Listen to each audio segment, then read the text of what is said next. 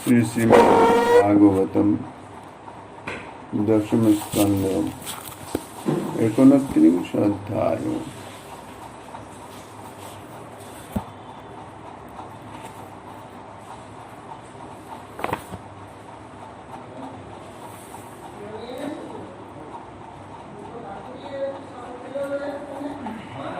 अंतर्गृहगता कश्चित् गोप्यौ अलब्धो विनिर्गमः कृष्णं तत् भावना युक्ता दध्युर्मिलित लोचनः।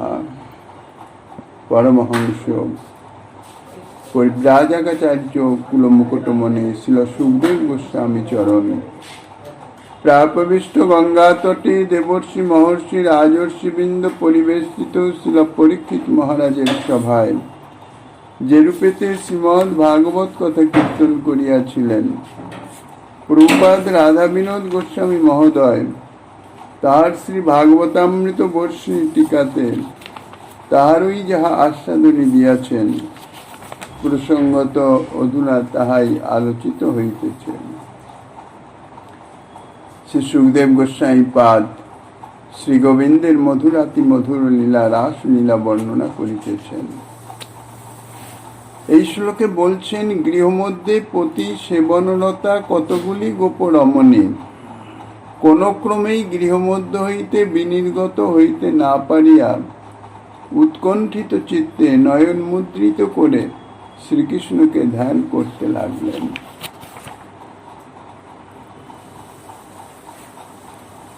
দুঃসহ পৃষ্ঠ বিরহ তীব্র তাপ ধূতা শুভা ধ্যান প্রাপ্তাচ্যুতা শ্লেষ নির্বৃত্তা ক্ষীণ মঙ্গলঃ তমেব পরমাত্মনং যার বুদ্ধ্যাপি সঙ্গতঃ জহুর্গুণময়ং দেহং সদ্য প্রক্ষিণ বন্ধনঃ।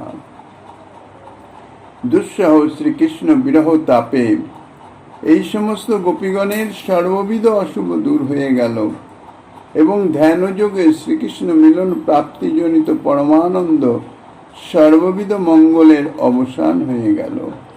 তখন তাহারা ধ্যান যোগে উপপতি বুদ্ধিতে সেই পরমাত্মাকে পেয়ে সর্ববিধ বন্ধন মুক্ত হয়ে গেলেন এবং তৎক্ষণাৎ গুণময় দেহ পরিত্যাগ করলেন।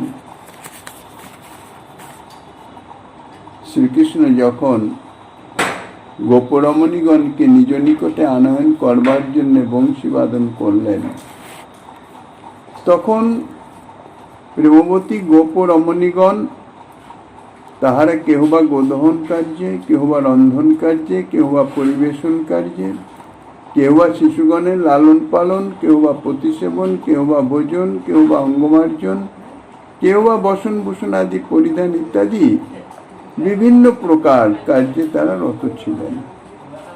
কিন্তু শ্রীকৃষ্ণের বংশীধ্বনি শ্রবণগোচর হবা মাত্রই তাহাদের শ্রীকৃষ্ণ নিকটে যাবার জন্য এমন একটা উৎকণ্ঠা বৃদ্ধি পেল, এমন একটা আকর্ষণ অনুভব করল যে তৎক্ষণ তাদের সর্ববিধ কার্যবন্ধনের অবসান হয়ে গেল।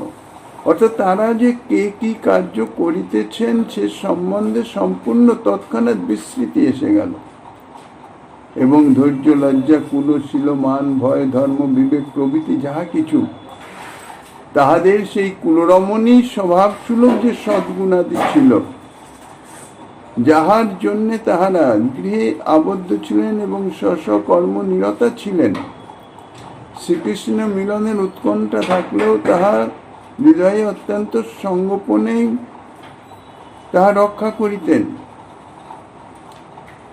সেই ধৈর্য লজ্জা কুলশীল আদি তাহা যেন মুহূর্তের মধ্যে সমস্ত শুষ্ক তীরের ন্যায় কোথায় উৎকণ্ঠার সেই প্রবল স্রোতে কোথায় ভেসে চলে গেল।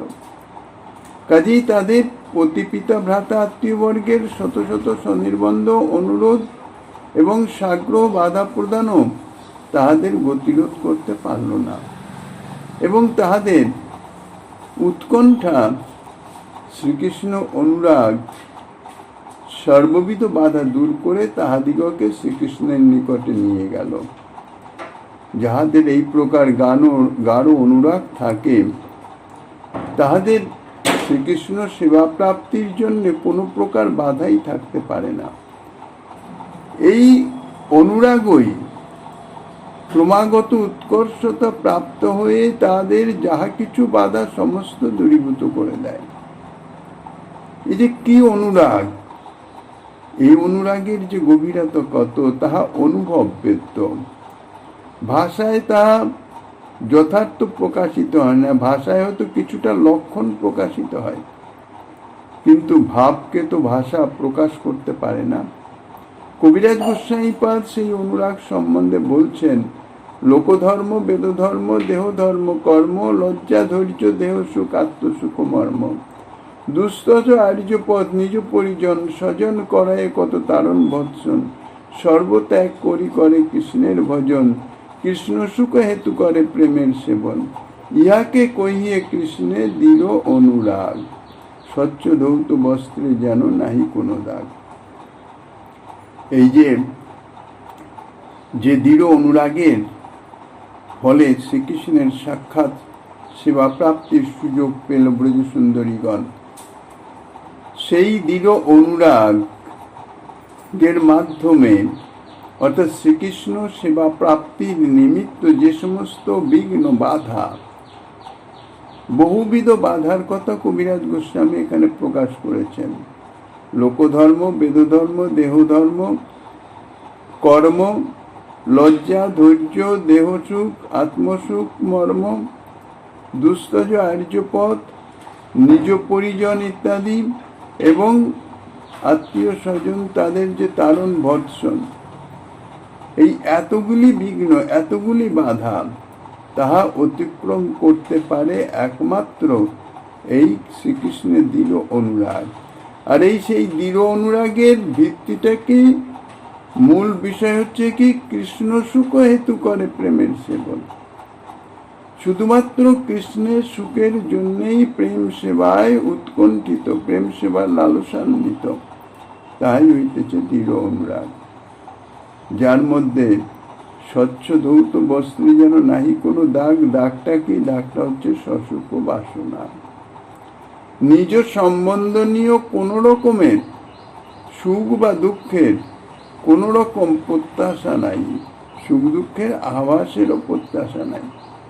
শ্রীকৃষ্ণ সেবন নিমিত্ত যদি বহুবিধ দুঃখও প্রাপ্তি হয়, তাহাতেও তাহাদের কোনো রকম চিত্তে বিচলিত হতে হয় না, হতে পারে না, চিত্তকে কোনো রকম বিচলিত করাতে পারে না, কোনো রকম দাগ নাই। অর্থাৎ এই জাতীয় সসুখ বিষয়ে কোনো রকম বাসনার আভাসও নাই, শুধুমাত্র কৃষ্ণ সুখের জন্যে সাধক ভক্তগণের সাধন অনুষ্ঠানে এবং সিদ্ধ ভক্তগণের শ্রীকৃষ্ণ সেবনে সদা সর্বদাই বিবিধ প্রকার বিঘ্ন সংঘটিত হয়ে থাকে। তার উদ্দেশ্যটা কি? উদ্দেশ্য হচ্ছে যারা সাধক ভক্তগণ তাদের যে সাধন নিষ্ঠা, সেই সাধন নিষ্ঠাকে আরো বর্ধিত করার জন্য। কেননা বাধা যদি না আসে, বিঘ্ন যদি না আসে, তাইলে যথার্থ যে সাধকের যে সাধনের নিষ্ঠা, সেই নিষ্ঠা বর্ধিত হয় না। স্বাভাবিকভাবে চলতে থাকলে হয় কি, যেমন একটা জলের স্বাভাবিক স্রোত যদি স্বাভাবিক চলতে থাকে, চলতে চলতে ধীরে ধীরে তার স্রোতের যে গতি বা বেগ সেটা স্থিমিত হতে থাকে।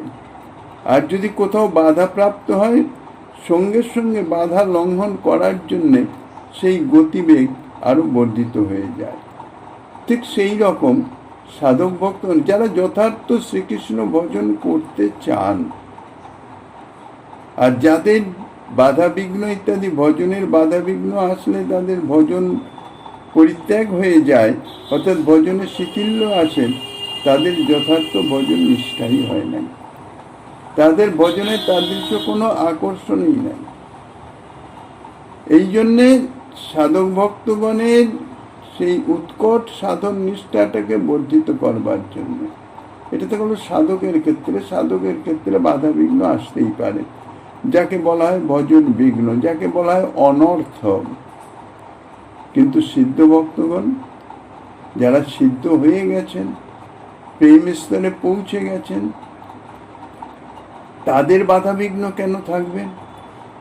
তাদের বাধা বিঘ্ন হওয়ার কারণ হচ্ছে এই যে তাদের যে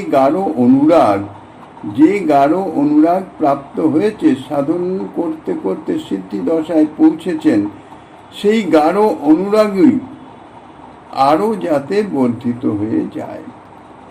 স্বজন প্রেম বিবর্ধন চতুর বলা হয়েছে শ্রীকৃষ্ণকে।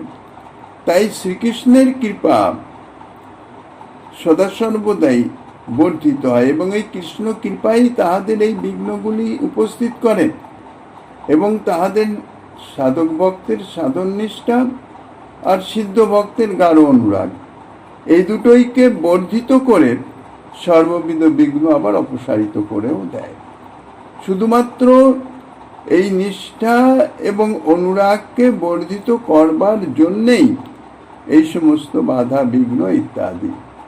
সাধক ভক্তগণের যদি উৎকট সাধন নিষ্ঠা না থাকে, সিদ্ধ ভক্তগণেরও যদি শ্রীকৃষ্ণের গাঢ় অনুরাগ না থাকে, তাহলে তাহাদের সাধন অনুষ্ঠানে এবং শ্রীকৃষ্ণ সিদ্ধ ভক্তগণের শ্রীকৃষ্ণ সেবনে বাধা পড়ে যায় এবং তাহারা আর অগ্রসর হতে পারেন না। অর্থাৎ সাধক ভক্তগণের সাধনাও চলতে থাকে ওই রকম, কিন্তু সাধনার কোনো অগ্রগতি হয় না, এক পাও এগোতে পারেন না। উপরন্তু আরো নানাবিধভাবে সেই বাধা বিঘ্নের মাধ্যমে সে ভক্তি পথ থেকে ধীরে ধীরে হয়তো বিচ্যুতই হয়ে যায়। আর সিদ্ধ ভক্তগণ তারা যে উদ্দেশ্যে শ্রীকৃষ্ণ লীলাতে অর্থাৎ সেই প্রকট লীলাতে যা তাহারা উপস্থিত হয়েছেন, সাক্ষাৎ শ্রীকৃষ্ণ সেবা প্রাপ্তি, সেই শ্রীকৃষ্ণ সেবা প্রাপ্তিতে বাধা পড়ে যায়, আর শ্রীকৃষ্ণ সেবা প্রাপ্ত হন না। শ্রীমদ্ ভাগবতে বলেছেন, তাং সেবতাং সুরকৃতা বহব অন্তরায়ঃ শৌক বিলঙ্ঘ পরমং ব্রজতাং পদং তে নান্য বহির্ষি বৌলিং দদতঃ স্বভাগান ধত্তে পদং তলবিতা যদি বিঘ্ন মূর্ধনি। কৃষ্ণ অনুরাগিনী গোপ রমণীগণের শ্রীকৃষ্ণ অনুরাগ একেবারে চরম সীমায় উপনীত হয়েছিল। তাই তাহাদের শ্রীকৃষ্ণের নিকটে গমনকালে নানাবিধ অপরিহার্য বিঘ্ন এসে উপস্থিত হওয়া সত্ত্বেও তাহাদের শ্রীকৃষ্ণের নিকটে গমনের কোনোই বাধা হয় নাই। শ্রীকৃষ্ণ কৃপা তাহাদের সমস্ত বাধা অপসারণ করে দিয়েছেন, কিন্তু সেটি সকলের ভাগ্যে হয় নাই। কেননা যাহাদের এই উৎকণ্ঠা চরম সীমায় উপনীত হয়েছিল, একমাত্র তাহারাই এই বিঘ্ন শ্রীকৃষ্ণ কৃপায় বিঘ্ন দূরীভূত হয়ে তাহারা শ্রীকৃষ্ণ চরণ সান্নিধ্যে পৌঁছাতে পেরেছেন। তাদের সেই বাধা বিঘ্ন তাহাদের বাধা প্রদান করতে সক্ষম করে নাই, কৃষ্ণ সেবায় বিঘ্ন সৃষ্টি করতে সক্ষম হয় নাই। কিন্তু অন্য কতগুলি গোপরমণী শ্রীকৃষ্ণ সেবা প্রাপ্তি যোগ্যতার কিছু ত্রুটি ছিল, অর্থাৎ সম্যক যোগ্যতা, পরিপূর্ণ যোগ্যতা তখনও লাভ করতে পারেন নাই। তাহারা সেই দিন সেই দেহে শ্রীকৃষ্ণ সেবা অধিকার লাভ করতে পারে নাই।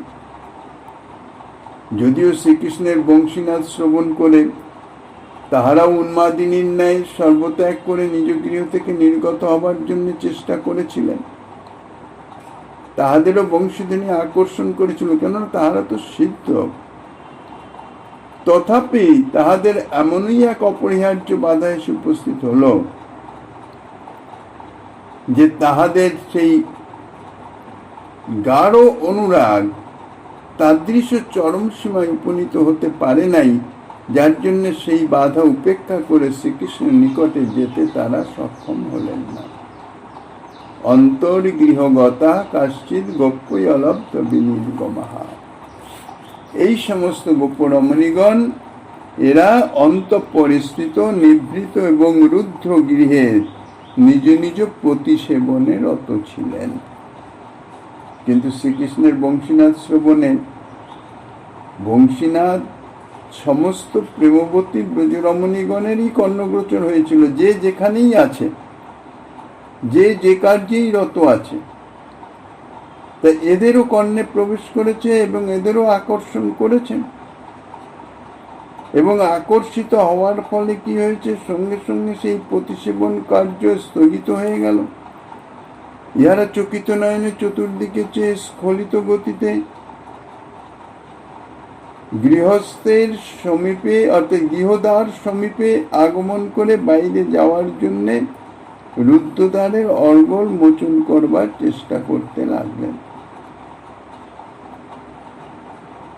অন্যান্য যে সমস্ত গোপীগণ ছিলেন তারা যে বিভিন্ন কার্যে রত ছিলেন, তাহারা কিন্তু রুদ্ধদ্বার গৃহের অভ্যন্তরে কেউ ছিলেন না। গৃহের অভ্যন্তরে ছিলেন ঠিকই, কিন্তু রুদ্ধদ্বার নয়। আর এনারা ছিলেন রুদ্ধদ্বার অর্থাৎ দ্বার বন্ধ করে রাত্রিকালীন প্রতিসেবা অর্থাৎ শয়নের সমস্ত ব্যবস্থা প্রতিসেবায় রত ছিলেন। এখন তাদের যদি বেরোতে হয়, দ্বার মোচন না করে তো তারা গৃহ থেকে বেরোতে পারছেন না। অন্যান্য গোপীগণ তো রুদ্ধদ্বার গৃহে ছিলেন না, গৃহে ছিলেন ঠিকই, তাদের দ্বার উন্মুক্ত ছিল, তারা সঙ্গে সঙ্গে উন্মুক্ত দ্বারে বেরিয়ে গেছে। আর প্রতিসেবারত সেই সমস্ত গোপরমণীগণ যেই রুদ্ধদ্বারের অর্গল মোচন করে বাইরে যাওয়ার জন্য চেষ্টা করতে লাগলেন, এই সময়ে কোথায় যাবে? পতিগণ তৎক্ষণাৎ এসে দ্বার সমীপে দণ্ডায়মান হল। কোন রাত্রও গমিষ্য শিব, এই রাত্রিকালে হঠাৎ গৃহদ্বার উন্মোচন করে কোথায় যাচ্ছ? এই বলে দুই বাহু প্রসার করে তাদের গমনে বাধা প্রদান করলেন। অবলা গোপবালাগণ তাদের বলিষ্ঠ পতিগণের সেই বাধা অতিক্রম করার সাধ্য তো তাদের নাই। গৃহের দ্বার কিছুতেই তাহারা উন্মুক্ত করতে পারলেন না, গৃহ থেকে নির্গত হতে পারলেন না। এই সমস্ত গোপরমণীগণ কৃষ্ণানুরাগিনী এবং সর্বদাই কৃষ্ণের সঙ্গে মিলনের জন্য উৎকণ্ঠাশালিনী হয়েও কৃষ্ণের নিকটে গমন করতে বাধা পেলেন কেন? গৌড়ীয় বৈষ্ণব আচার্যগণ নানাভাবে সে বিষয়ে আলোচনা করেছেন যে এনারা সিদ্ধদেহ প্রাপ্ত হয়ে শ্রীকৃষ্ণের প্রকট লীলা স্থানে জন্মগ্রহণ করে অর্থাৎ কৃষ্ণ সেবাযোগ্য দেহ প্রাপ্তি হওয়ার পরেও, শ্রীকৃষ্ণ অনুরাগিনী হয়েও, সমস্ত কিছু হওয়ার পরেও এরা কেন শ্রীকৃষ্ণ সেবা প্রাপ্ত হলেন না? শ্রীকৃষ্ণের নিকটে গমন করতে গিয়ে বাধা পড়লেন, আটকে গেলেন। শ্রীপাদ জীব গোস্বামী তার লঘু বৈষ্ণব তোষণীর টিকায় এ বিষয়ে আলোচনা করেছেন যে শ্রীকৃষ্ণ প্রেয়সী যে গোপরমণীগণ তারা তো ইতিপূর্বেই বলা হয়েছে দুই ভাগে বিভক্ত, এক নিত্য সিদ্ধা আর হচ্ছে সাধন সিদ্ধা। শ্রীমতী রাধারানী এবং তাহার সহচরী বীর্গ এরা সকলেই হচ্ছে নিত্য সিদ্ধা। গৌতমীয় তন্ত্রে অষ্টাদশ অক্ষর মন্ত্র সাধনায় শ্রী রাধিকাদি গোপীবর্গের সমন্বিত শ্রীকৃষ্ণের আরাধনার পদ্ধতি দেখা যায়। তো এই সমস্ত গোপীগণ নিত্য সিদ্ধা না হলে অনাদিসিদ্ধ তন্ত্র শাস্ত্রে অনাদিকাল থেকে ইহাদের আরাধনা পদ্ধতি প্রচলিত থাকা সম্ভবপর হতো না। এছাড়াও ব্রহ্মসংহিতা গ্রন্থেও দেখা যায় চিন্তামণি প্রকর সদ্ম সুকল্প বৃক্ষ লতাবৃতেষু সুরভি লোভি পালয়ন্তং লক্ষ্মী সহস্র শত সম্ভ্রম সেব্যমানং গোবিন্দং আদি পুরুষম তমহং ভজামি। আনন্দ চিন্ময়ে রস প্রতিভাবিতাভির এব নিজ রূপ তয়া কলাভি গোলক এব নিবসত্তখিলাত্মভূত গোবিন্দমাদি পুরুষং তমহং ভজামি। শ্রী ও কান্তা কান্ত পরম পুরুষ ইত্যাদি। অর্থাৎ যিনি অগণিত চিন্তামণিগণ বিনির্মিত ভবন রাজি পরিশোভিত এবং লক্ষ লক্ষ কল্পবৃক্ষ পরিবেষ্টিত শ্রী বৃন্দাবনে কোটি কোটি কামধেনু চারণ করেন। সহস্র সহস্র লক্ষ্মীগণ কর্তৃক নিরন্তর সসম্ভ্রমে পরিসেবিত হন। আমি সেই আদিপুরুষ শ্রী গোবিন্দের চরণ ভজনা করি। যে অখিল আত্মার আত্মা শ্রী গোবিন্দ আনন্দ চিন্ময় রহস্য প্রতিভাবিত নিজ কলা অর্থাৎ স্বীয় লাদিনী শক্তির ঘনীভূত মূর্তি স্বরূপ গোপীগণের সহিত নিরন্তর গোলকে বিরাজিত, আমি তাহার চরণ ভজন করি।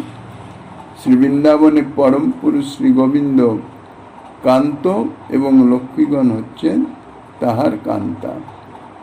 তা ইহাতে স্পষ্ট এই ধারণা হয় যে নিত্যসিদ্ধা গোপীগণই তারা অনাদি সিদ্ধ এবং তাহারাই ব্রহ্ম সংহিতায় এই লক্ষ্মী কলা শ্রী প্রভৃতি নামে অভিহিত হয়েছেন। গৌতমী তন্ত্রে এটাও বলা আছে, দেবী কৃষ্ণময়ী প্রোক্তা রাধিকা পরদেবতা সর্বলক্ষ্মীময়ী সর্বকান্তি সম্মোহিনী পরা। গৌতমী তন্ত্রে শ্রীমতী রাধারানীর পরিচয় দিয়েছেন কৃষ্ণময়ী, পরদেবতা, সর্বলক্ষ্মীময়ী প্রভৃতি শব্দের মাধ্যমে।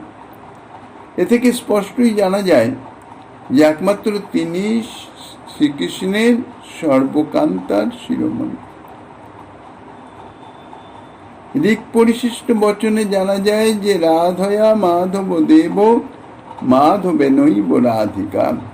শ্রী রাধিকা ও শ্রীকৃষ্ণ পরস্পর কেহ কাহারও সঙ্গ কখনো ত্যাগ করেন না। তো এই প্রকার নানাবিধ শাস্ত্র বচনে শ্রীকৃষ্ণ প্রিয়াবলী মুখ্যা শ্রীমতী রাধারানী এবং তাহার সহচরী বর্গ, যাহারা শ্রীমতী রাধারানীরই কায়বুহা স্বরূপা, শ্রীমতী রাধারানী সহচরী বর্গরূপে প্রকাশিত আবির্ভূত, যে শ্রীকৃষ্ণের নিত্যসিদ্ধ প্রেয়সী তাহা স্পষ্টই জানতে পারা যায়। এছাড়া পদ্মপুরাণ প্রভৃতিতে যে সমস্ত শ্রীকৃষ্ণের প্রেয়সী গোপীগণের কথা জানা যায়, তাহারাই হইতেছেন সাধন সিদ্ধা, অর্থাৎ তাহারা জীব তত্ত্ব সাধনের মাধ্যমে সিদ্ধি লাভ করে তাহারা পার্শ্বদত্ত প্রাপ্ত হয়েছেন। এই জন্য তাহাদের বলা হচ্ছে সাধন সিদ্ধা পার্শ্বদ। তাহাদের পূর্ব জন্মের বৃত্তান্ত পাওয়া যায় পদ্মপুরাণে।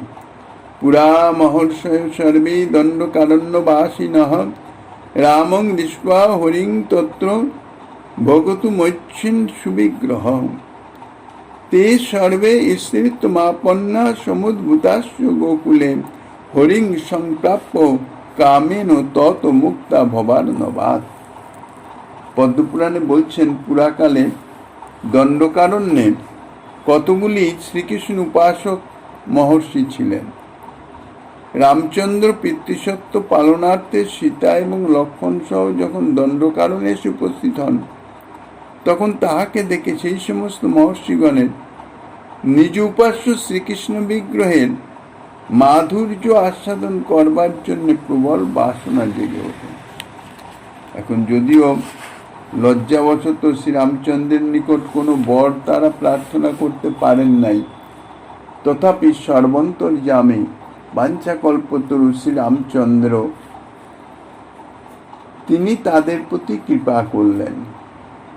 শ্রীরামচন্দ্রের কৃপায় তাহারা রাগ ভক্তি সাধন অনুষ্ঠানে সিদ্ধি লাভ করে এই গোকুলে প্রকট লীলায় গোপীগর্ভে জন্মগ্রহণ করেন এবং নিজ নিজ বাসনা অনুসারে শ্রীকৃষ্ণ সেবা অধিকার প্রাপ্ত হন। ইহাদের বলা হয় ঋষিচরী গোপী। পূর্বজন্মে ইহারা ঋষি ছিলেন। এছাড়াও বামন পুরাণে কতগুলি গোপীর পূর্বজন্ম বৃত্তান্ত জানা যায়, যে তাহারা সকলেই ছিলেন ব্রহ্মলোকবাসিনী শ্রুতির অধিষ্ঠাত্রী দেবী। শ্রীকৃষ্ণ দর্শনে গোপীগণের মতো তাহাদেরও শ্রীকৃষ্ণ সেবা অধিকার প্রাপ্তির জন্য অন্তরের লালসা জাগে এবং শ্রীকৃষ্ণ নিকটে তাহা প্রার্থনা করেন। তখন শ্রীকৃষ্ণ কৃপায় তাহারা গোপীদেহ লাভ করে শ্রীকৃষ্ণের প্রকট লীলায় গোপীদেহ লাভ করে শ্রীকৃষ্ণের সেবা অধিকার প্রাপ্ত হন। ইহারা হইতেছেন শ্রুতিচরী গোপী। বামন পুরাণে এটি বর্ণিত আছে, কন্দর্পকটি লাবণ্যে তৈ দৃষ্টি মনংসীন কামিনী ভাবমাসাদ্য স্মর ক্ষুব্ধান্ন সংশয় যথা তল্লোকবাসিন্য কাম তত্ত্বেন গোপিকা ভজন্তি রমণং মত্বা চিকিৎসা যোনি নস্তথা। ব্রহ্মলোকবাসিনী শ্রুতির অধিষ্ঠাত্রী দেবতাগণ শ্রীকৃষ্ণ দর্শন করে প্রার্থনা করেছিলেন, হে কৃষ্ণ, তোমার কোটি কন্দর্প বিনিন্দিত অঙ্গ কান্তি দেখে আমাদের চিত্ত মদন বিক্ষুব্ধ হয়ে যাচ্ছে এবং কামিনী ভাবে তোমার সেবা করবার জন্যে অন্তরে লালসা হচ্ছে। তোমার ধাম শ্রী বৃন্দাবনবাসিনী গোপিকাগণ যেমন তোমাকে প্রাণবল্লভ জ্ঞানে মধুর ভাবে তোমার সেবা করে, আমাদেরও সেই রূপ তোমার সেবা করবার জন্যে প্রবল বাসনা হইতেছে। শ্রীমদ্ ভাগবত দশম স্কন্ধের প্রথম অধ্যায়ে দেখা যায়, ব্রহ্মা যখন দৈত্য ভারাক্রান্ত পৃথিবীর দুঃখ দূর করবার জন্য ক্ষীরোদসাগর তীরে গমন করে ক্ষীরোদসায়ী নারায়ণের উপাসনা করেন, তখন ক্ষীরোদসায়ী নারায়ণ আকাশবাণীতে শ্রীকৃষ্ণের পৃথিবীতে অবতীর্ণ হওয়ার কথা জানিয়ে দেন। সাধারণত এই যে বিভিন্ন অবতার, অসুর মারণ, ধর্ম সংস্থাপন ইত্যাদি কার্যের জন্য তাহা ক্ষীরোদসায়ী বিষ্ণুই আবির্ভূত হন। এই জন্যে ব্রহ্মার যখনই কোনো সমস্যা হয়, পৃথিবীর কোনো সমস্যা হয়, ভারহরণের নিমিত্ত বা অসুর মারণের নিমিত্ত ব্রহ্মা যখন প্রার্থনায় জানান, তখন সেই ক্ষীরোদসায়ী নারায়ণের কাছে ক্ষীরোদসায়ী বিষ্ণু ক্ষীরসাগরের তীরে গিয়ে তিনি স্তুতি করেন। এবারও সেই স্তুতি করলে ক্ষীরোদসায়ী বিষ্ণু আকাশবাণীতে পৃথিবীতে এবার আর তিনি অবতীর্ণ হচ্ছেন না, অর্থাৎ তিনি যাচ্ছেন না, মূল যে স্বয়ং ভগবান শ্রীকৃষ্ণ তিনি অবতীর্ণ হবেন সেই কথা বলছেন। বসুদেব গৃহে সাক্ষাৎ ভগবান পুরুষ পরঃ জনিষ্যতে তৎ প্রিয়ার্থং সম্ভবন্ত মর স্ত্রীয়ং। স্বয়ং ভগবান শ্রীকৃষ্ণ বসুদেব গৃহে অবতীর্ণ হবেন তাহার প্রিয়াবর্গের সেবার নিমিত্ত অথবা তাহার আনন্দ বর্ধনের জন্যে দেবকন্যাগণ যেন পৃথিবীতে অবতীর্ণ হয়, এটা আকাশবাণীতে বলে দিলেন। তাহলে পদ্মপুরাণ, বামন পুরাণ, শ্রীমদ্ ভাগবতের এই সমস্ত বচন থেকে জানা যায় যে দণ্ডকারণ্যবাসী মহর্ষিগণ, ব্রহ্মলোকবাসিনী শ্রুতির অধিষ্ঠাত্রী দেবতাগণ এবং স্বর্গবাসিনী দেবকন্যাগণ তাহারা গোপিকা দেহ লাভ করে শ্রীকৃষ্ণের সেবার অধিকার প্রাপ্ত হয়েছিলেন। অতএব এই যে সাধন সিদ্ধা গোপীগণ, এরা ঋষি পূর্বা, শ্রুতি পূর্বা, দেবী পূর্বা, এই তিন শ্রেণীতে বিভক্ত করা যেতে পারে। পদ্মপুরাণেও এই তিন প্রকার অর্থাৎ এই তিন শ্রেণীর সাধন সিদ্ধা গোপীর কথা বর্ণিত আছেন। গোপাস্তু শ্রুতয় গেয়া ঋষি যা দেব কন্যকাহা গোপকন্যাশ্চ রাজেন্দ্র ন মানুষ্য কদাচন। শ্রীকৃষ্ণ প্রেয়সী গোপীগণ, শ্রুতি, ঋষি, দেবকন্যা এবং গোপকন্যা এই চতুর্বিধা, ইহাদের মধ্যে কেহই সামান্য রমণী মাত্র নহে। এই চতুর্বিধ গোপ রমণীগণের মধ্যে গোপকন্যাগণ তাহারা হইতেছে নিত্যসিদ্ধা, শ্রুতিচরী, ঋষিচরী এবং দেবীচরী,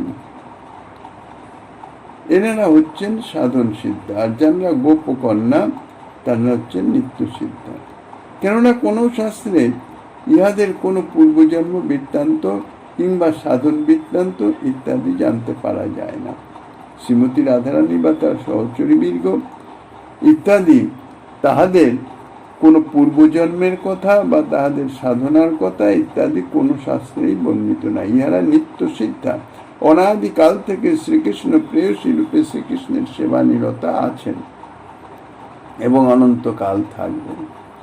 বিশেষত গৌতমীয় তন্ত্র আদিতে অনাদিকাল থেকেই গোপীবৃন্দ সমন্বিত রূপেই তো শ্রীকৃষ্ণের আরাধনা বিধি আছে। এই সমস্ত নিত্য সিদ্ধ গোপকন্যা ব্যতীত বাকি সমস্ত গোপী হচ্ছে সাধন সিদ্ধা।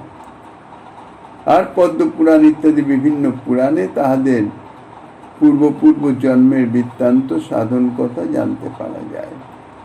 বিভিন্ন পুরাণে এরকমও শ্রেণীভুক্ত বলে নয়, বিশেষ বিশেষ ঋষির নাম করে অমুক ঋষি এত কল্প সাধনা করে ব্রজে অমুক নাম্নী গোপী রূপে জন্মগ্রহণ করেছেন, এরকম এতাদৃশ বন্দনাও শাস্ত্রে আছে।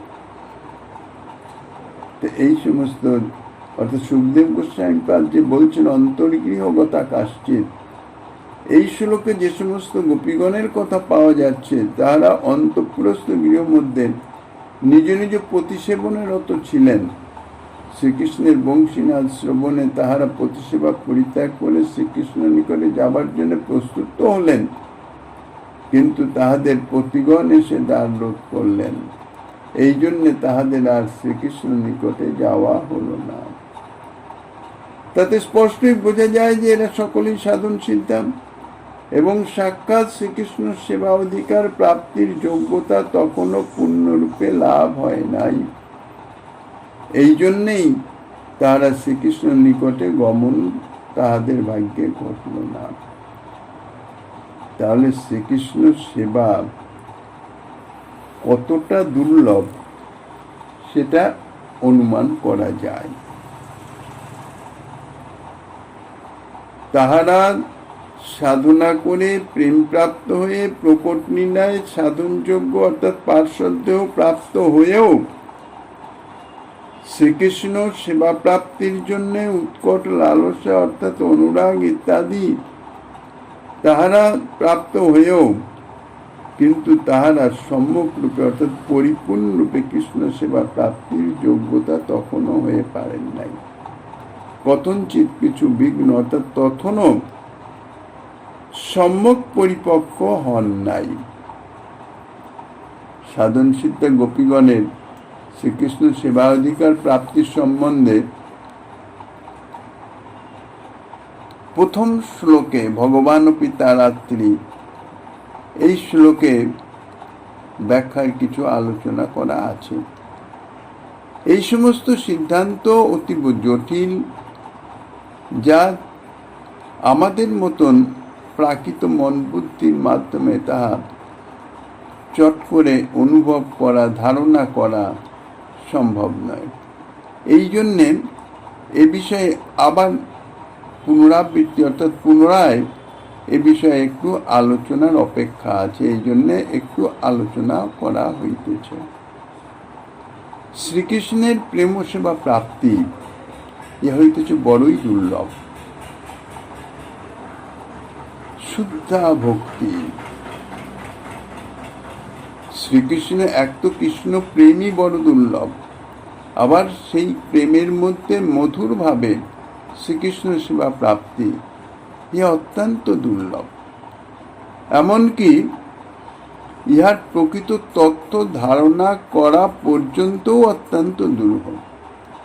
এই জন্যেই শ্রীজীব গোস্বামী পাদ শ্রীরূপ গোস্বামী পাদ যে বলেছেন ভক্তি সুদুর্লভা, শ্রীজীব গোস্বামী পাদ তার সঙ্গে আরেকটি বিশেষণ যোগ করে দিয়েছেন, সুদুর্লভা তো বটেই, সুদূরবোধ্যাও, অত্যন্ত দুর্লভ এই শুদ্ধা ভক্তি, যে ভক্তির মাধ্যমে শ্রীকৃষ্ণ সেবা লাভ হয়। শুধু তাই নয়, তাহা সুদূরবোধ্যা অত্যন্ত এমনও নিগুড় এমনও জটিল যে তাহা বুদ্ধির অতীত, বোঝাই যায় না, তার প্রকৃত তত্ত্ব ধারণাই করা যায় না, অনুভবেই আসে না।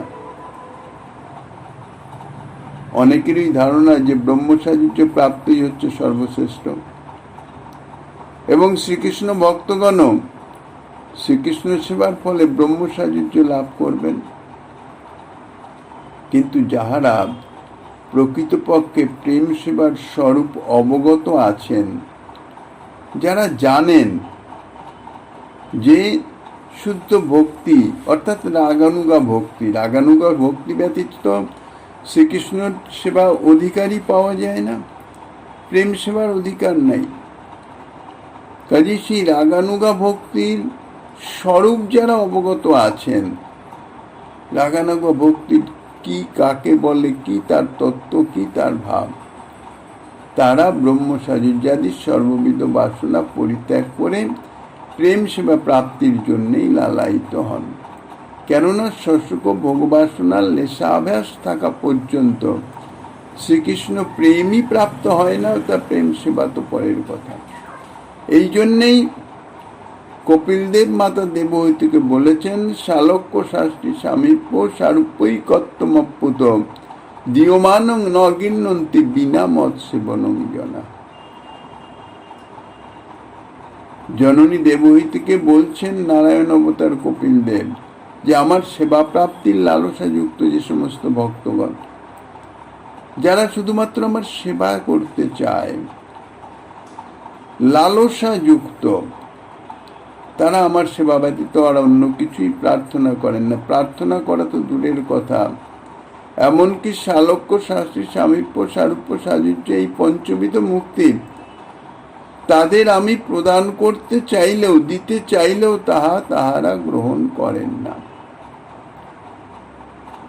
এটি কারা? যারা প্রেম সেবার মর্ম অবগত আছেন যে প্রেম সেবা কি বস্তু। কেননা এই সমস্ত কিছু যদি গ্রহণ করা যায় তাহলে প্রেম সেবাতে পরিপূর্ণ বাধা এসে যাবে, অর্থাৎ প্রেম সেবার তার ভাগ্যে কোনো কালই লাভ হবে না। তাই যারা এই প্রেম সেবার মর্মটি অবগত আছেন যে কি জাতীয় দুরূহ দুর্লভ এই প্রেম সেবা, যারা শুধু সে বিষয়ে অনুভব করেছেন, সেই সমস্ত মহাভাগ্যবান ব্যক্তিগণই যথার্থ প্রেম সেবার অধিকার প্রাপ্তির জন্য লালসান্বিত হন।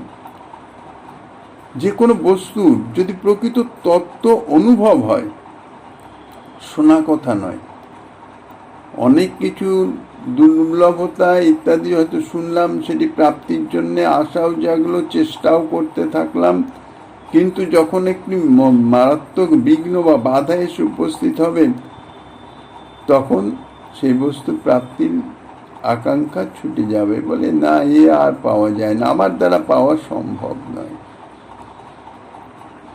কিন্তু যাদের লালসা জেগেছে একবার, যে একমাত্র প্রেম ও সেবাই হচ্ছে সর্বসারাৎসার দুর্লভ বস্তু, এর থেকে সর্বোত্তম প্রাপ্তব্য জীবের আর কিছু নাই, যে কোনো মূল্যে যে কোনোভাবে এই প্রেম সেবা লাভের জন্য নিরন্তর চেষ্টা চালানো উচিত। এই জাতীয় অনুভব যাদের এসেছে, তারাই প্রেম সেবা প্রাপ্তির জন্য লালসান্বিত হন। আর একমাত্র শুদ্ধ ভক্তি যার জন্যই এই প্রেম সেবা প্রাপ্তির উপায়, দ্বিতীয় কোনো উপায় নাই। কিন্তু যদি কৃষ্ণ সেবা ছাড়া অন্য কোনো প্রকার লালসার আভাসও থাকে, তাহলে কিন্তু ভক্তি যাচন করলেও প্রেম লাভ হবে না, প্রেম সেবা প্রাপ্ত হবে না। কবিরাজ গোস্বামীপাদ সে সম্বন্ধে বর্ণনা করেছেন, ভক্তি মুক্তি আদি বাঞ্ছা মনে যদি রয়, সাধন করিলেও প্রেম উৎপন্ন না হয়।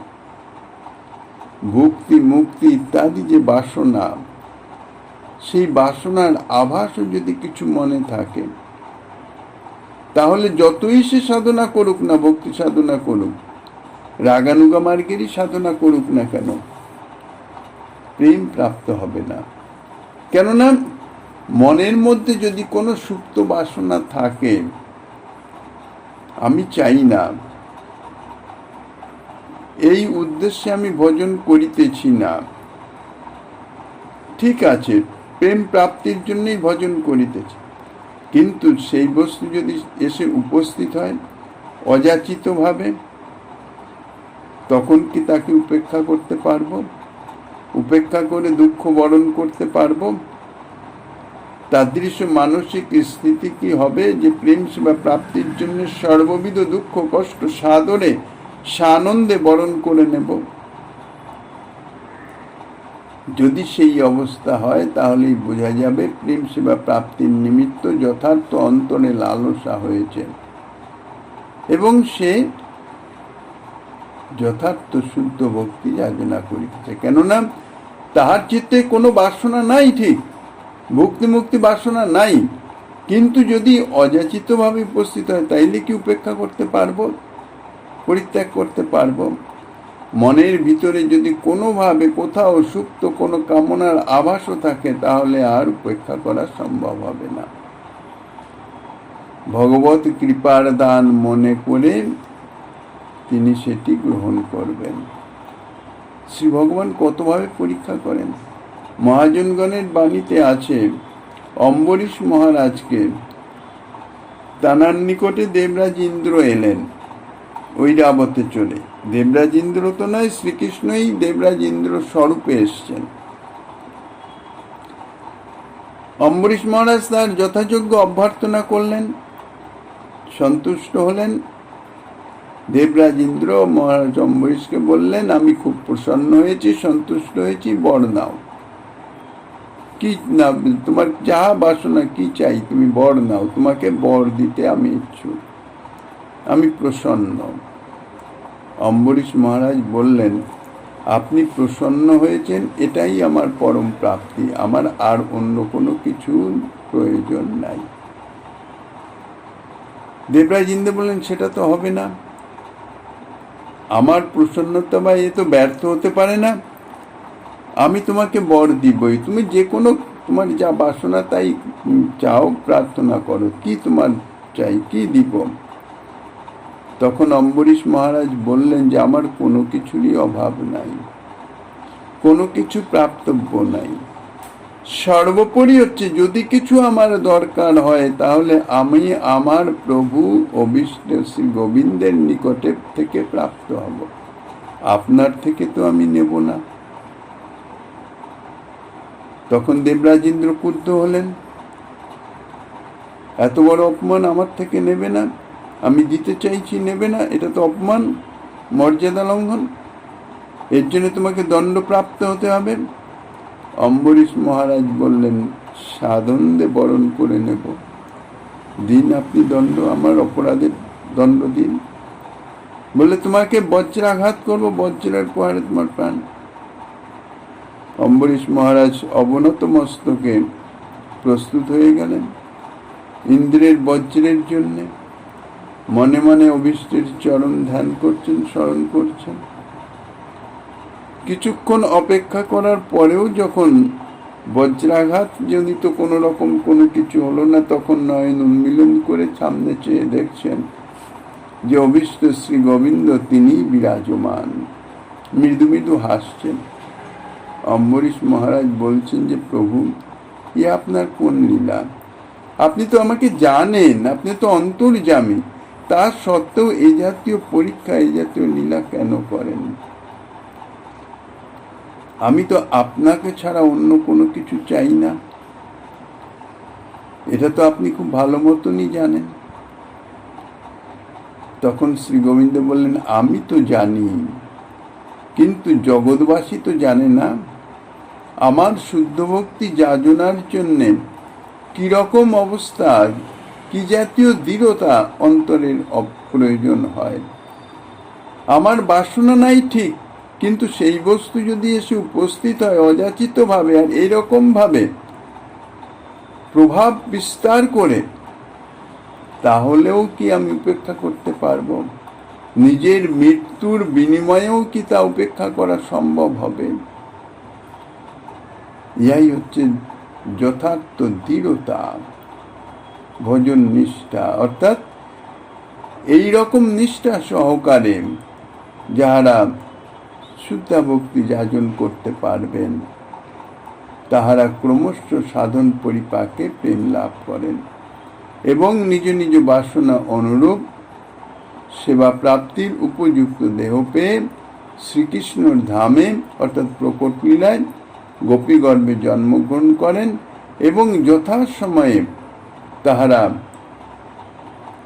সেই শ্রীকৃষ্ণের সেবা অধিকার প্রাপ্ত হয়ে কৃতকৃতার্থ হন। তা পূর্বোক্ত যে দণ্ডকারণ্যবাসী মহর্ষিগণ, ব্রহ্মলোকবাসিনী সূত্রাধিষ্ঠাত্রী দেবতাগণ এবং স্বর্গবাসিনী দেবকন্যাগণ, তারা পূর্বকল্পে, কারণ এক কল্পে একবারই শ্রীকৃষ্ণের অবতার হয়, প্রকট লীলা হয়,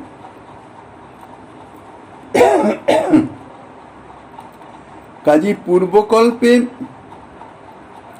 গোপীসহ গোপীনাথের পরম মধুর লীলা দর্শন করে বা কেহ বা সেই মধুর লীলা কথা শ্রবণ করে গোপীভাবে শ্রীকৃষ্ণ সেবাধিকার প্রাপ্তির জন্য লালসান্বিত হয়েছিলেন এবং শ্রীকৃষ্ণ সেবা ব্যতীত সর্ববিধ কামনা বাসনা বিসর্জন দিয়ে তারা শুদ্ধ ভক্তি যাচনা করেছিলেন।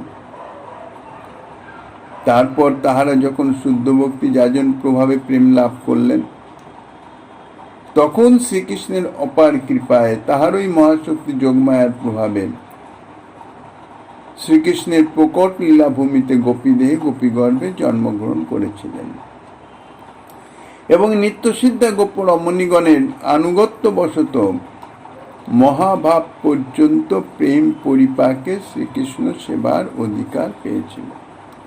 অর্থাৎ প্রেমের পরে স্নেহমান প্রণয় রাগ অনুরাগ ভাব মহাভাব, মহাভাব কক্ষায় না পৌঁছানো পর্যন্ত মধুরভাবে শ্রীকৃষ্ণ প্রেম সেবা লাভের অধিকারী হয় না। কিন্তু এই সমস্ত সাধন সিদ্ধা গোপীগণের মধ্যে যাহারা মহাভাব পর্যন্ত প্রেম পরিপক্কতা লাভ করতে পারেন নাই, সকলের তো সমান অবস্থা নয়, এতগুলো স্তর অতিক্রম করে মহাভাব কক্ষায় পৌঁছাতে হবে। স্নেহ মান প্রণয় রাগ অনুরাগ স্তরে পৌঁছে গেছেন, কিন্তু তার যে পরবর্তী ভাব এবং মহাভাব, সে স্তরে যদি সকলে না পৌঁছায়, কেউ ভাব স্তরে পর্যন্ত পৌঁছেছেন, কেউ অনুরাগের চরম সীমা পর্যন্ত পৌঁছেছেন,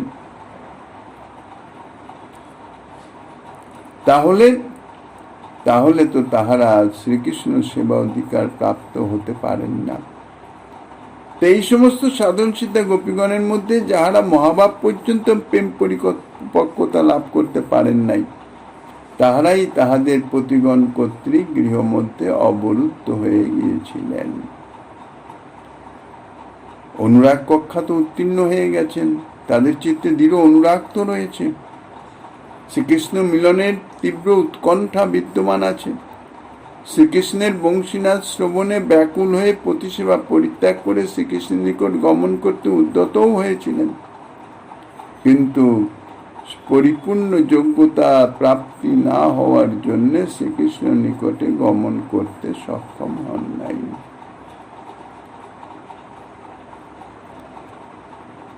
গৌড়ীয় বৈষ্ণবাচার্য বর্য শ্রীপাদ জীব গোস্বামী সম্বন্ধে আরো যাহা কিছু আস্বাদনী দিচ্ছেন, শ্রীমান মহাপ্রভু গিরিধারীর কৃপা হলেন আগামী দিন আস্বাদনের বাসনা রেখেন।